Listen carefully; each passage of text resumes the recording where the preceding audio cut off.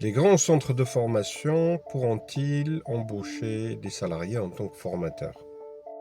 Donc ça, c'est une question que je me suis posée et je voulais partager avec vous, c'est-à-dire que avec bon, les centres de formation, évidemment, je parle des grands centres, hein, comme éventuellement, pas vraiment l'AFPA, ou peut-être le Greta CAFA, parce qu'aujourd'hui le Greta est devenu aussi CAFA, donc on dit maintenant Greta CAFA, mais d'autres grands organismes de formation qui ne sont pas vraiment connus je dirais, par un grand public, mais qui ont autant un impact sur le marché du travail et le marché de la formation. Donc, euh, je voulais partager avec vous un point important. Le premier, c'est la capacité de ces centres de formation d'être moins agiles.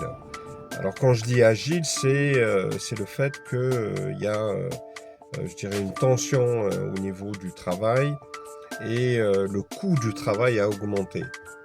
Donc je pense, et je ne sais pas si j'ai raison ou pas, on le verra de toute façon avec le temps, c'est que les grands centres de formation seront obligés d'embaucher des formateurs vacataires, contractuels, appelez ça comme vous voulez, mais aussi des indépendants, d'accord?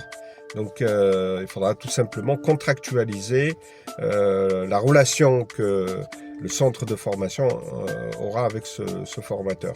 Mais l'idée derrière, c'est qu'on voit que le travail s'externalise surtout dans la formation. C'est-à-dire qu'on va pouvoir faire appel à un formateur qualifié, que ce soit en indépendant ou en contrat de vacation, en contrat de mission, pour un projet bien spécifique. Et c'est là où se pose la question de la possibilité de devenir formateur professionnel indépendant.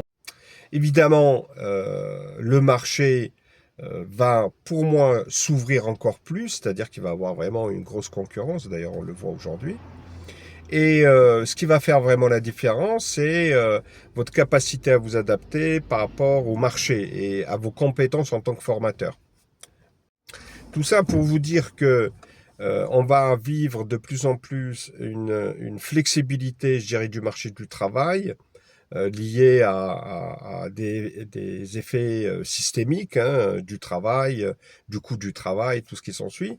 Mais c'est vrai que la formation ou les prestataires vont faire appel de plus en plus à des sous-traitants. Et ces sous-traitants, c'est toi le formateur.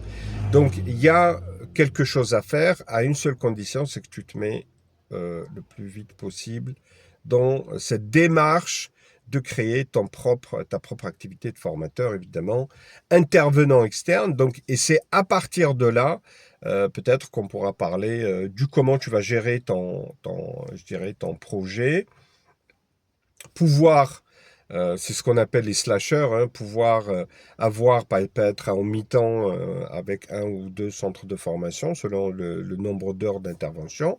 Et à côté de ça, de s'occuper de ton business et créer de la valeur ajoutée en vendant tes propres formations et en accompagnant les personnes à développer soit des compétences, soit à changer de métier, soit à aller vers un diplôme ou un titre. Donc voilà, c'est vraiment une réflexion rapide comme ça, hein.